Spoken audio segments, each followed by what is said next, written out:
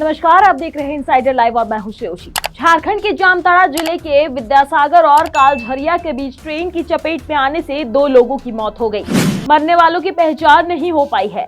मामले में जांच के लिए कमेटी का गठन कर दिया गया है। हादसे में किसी के घायल होने की खबर नहीं है। वहीं रेलवे के वरीय अधिकारियों ने घटनास्थल पर पहुंचकर घटना की जानकारी ली। मरने वालों में से एक की पहचान सिकंदर नाम के युवक के नाम पर हुई है, जो कि झाझा का रहने वाला था और बेंगलुरु जा रहा था। वहीं दूसरे का नाम अभी तक पता नहीं चल पाया है। आपको बता दें कि हादसे के बारे में जानकारी देते हुए आसनसोल डीआरएम ने दुख प्रकट किया। उन्होंने बताया कि यह हादसा बुधवार रात 7:10 के आसपास हुई है, जिसमें 2 लोगों की मौत हो गई। उन्होंने बताया कि हादसे में 2 लोगों की मौत हुई है, जबकि इसमें से कोई अन्य घायल नहीं हुआ है। उन्होंने बताया कि भागलपुर से यशवंतपुर जा रही अंग एक्सप्रेस को चिंगारी निकलने के शक में रोका गया था। अंग एक्सप्रेस के ड्राइवर और गार्ड ने जांच की तो सब कुछ ठीक था, जिसके बाद उसे रवाना कर दिया गया।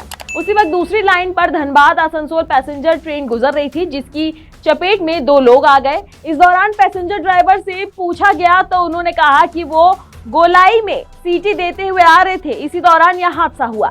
वहीं घटना की जांच के तुरंत बाद एक टीम बनाई गई। गुरुवार यानी कि आज सुबह से ही हेडक्वार्टर की टीम भी घटना की जांच करेगी। आपको बता दें, झारखंड के वर्तमान मुख्यमंत्री चंपाई सोरेन ने भी ट्वीट कर दुख जाहिर की। उन्होंने कहा कि जामताड़ा के कालझरिया स्टेशन के पास हुई ट्रेन घटना से दुखद खबर से मन व्यतीत है। ईश्वर दिवंगत आत्माओं को शांति प्रदान कर शोकाकुल परिजनों को दुख की यह विकट घड़ी सहन करने की शक्ति दे। वहीं झारखंड विधानसभा के बजट सत्र के पहले विधानसभा के बाहर विधायकों ने दुख व्यक्त करते हुए केंद्र सरकार से मुआवजा की मांग की है।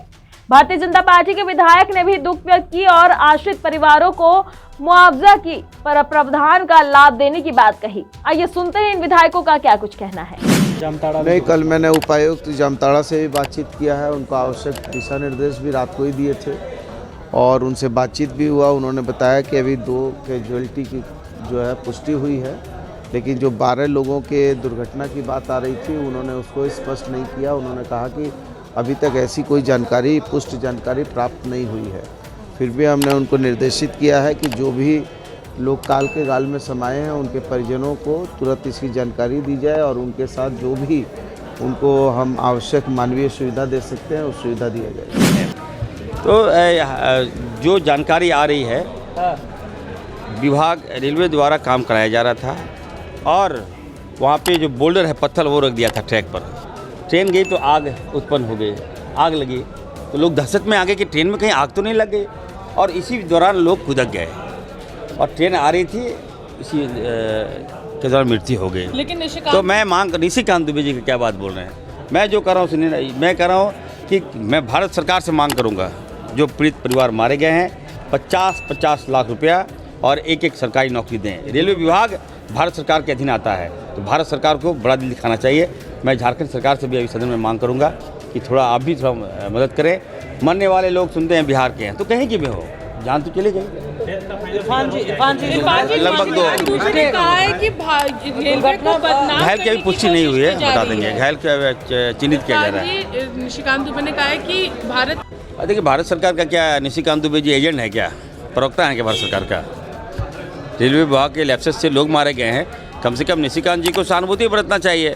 जो लोग मारे गए हैं हमारे लोग हैं, हमारे बच्चे हैं, और आगे आना चाहिए, कम से कम मुआवजा दिलाना चाहिए भारत सरकार से। तो इस तरह की राजनीति नहीं करनी चाहिए। देखिए, घटना तो जो है ना, ये बड़ा दुखद घटना है और एक कन्फ्यूजन का रिजल्ट है। अब चलती ट्रेन के सामने लोग कूद गए, उसी समय ट्रेन आ रही थी, दुर्घटना हुई है। कंपैशनेट ग्राउंड पे, मानवता के आधार पर उनका समर्थन है कि मुआवजा, अगर प्रावधान है तो मुआवजा मिलना चाहिए, नहीं भी है अगर तो भी, चूँकि गरीब लोग मरे हैं तो उनको राहत मिलना चाहिए। अब अगर इरफान जी इसको राजनीति करेंगे इस पर कि रेल दुर्घटना रेल केंद्र सरकार का है, तो रेल का इस पर गलती नहीं। वीडियो देखने के लिए लाइक करें, सब्सक्राइब करें, साथ ही बेल आइकन दबाना न भूलें।